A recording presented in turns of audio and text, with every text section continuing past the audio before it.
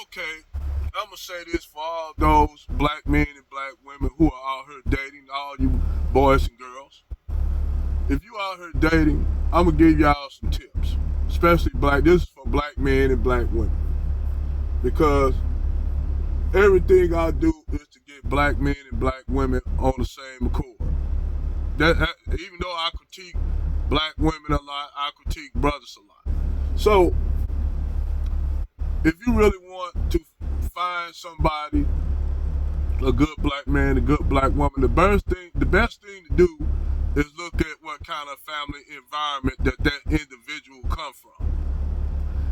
If that man or woman come from a single parent household where it's just primarily a mama, 9 times out of 10, maybe that's not a good fit for you as a man or a woman to get with a woman or a man from that type of environment.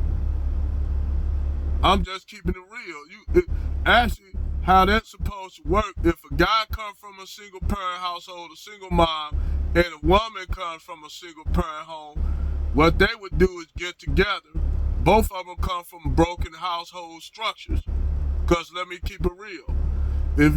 If your mom never been married, if you got siblings that got different parents, whether you a man or a woman, you should want to break that cycle.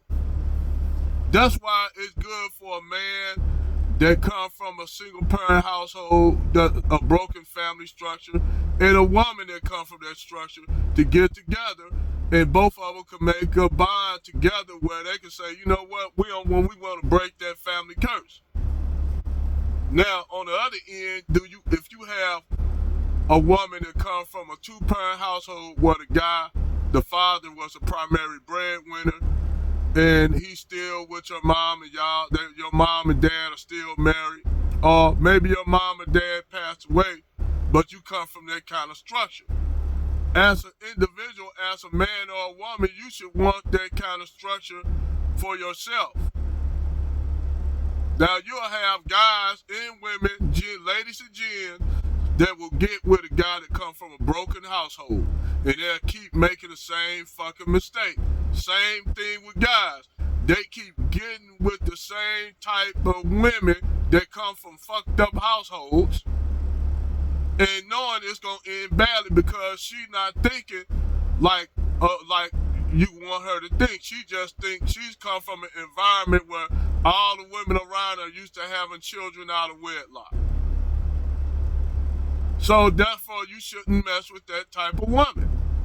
She might be fun and big, yeah, but you don't want to be with her. Same thing with chicks. You got chicks out here that come from two family households that'll get with a nigga that don't have a family structure. That dude is used to seeing men out from a kid. He is used to seeing men out and in and out his mama's bedroom. So when a boy grow up and seeing that, he like, fuck it, he ain't gonna have no respect for women because his mom was getting down like that. So he thinks that's okay.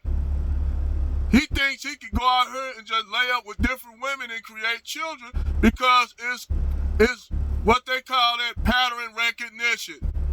Both boys and women can get it. Pattern recognition. Boys get it from living with a single mama who have different men in and out the house. Girls get it from a woman who have different men outside the house. So they both think that's okay in their mind. Even when they get older, they have this mindset. That's why if you want to get with a guy, the best thing, or woman, the best thing for you to do is look what kind of family structure she has. If that woman has primarily all women in her family, hardly no men, or the men that she's involved with are simps, or men that are in relationships with them women in her family she has multiple children, but he happened to take her as a wife, that's a bad environment to be in as a man. Same thing with a woman. If you meet a guy that primarily most of his family is women, and all of them have children out of wedlock. Nobody is married. As a guy, you need to avoid a woman like that. I'm just saying, I'm throwing out a tip for you all how to vet women. You don't have to go and get you a Brad to get a structure or a family. You don't have to go and get a Becky. You don't have to get a Becky, because in y'all mindset, the nigga mindset, David Curl right. And I say this to both men and women. To y'all Negroes, white people, ice is colder. And to the Negro,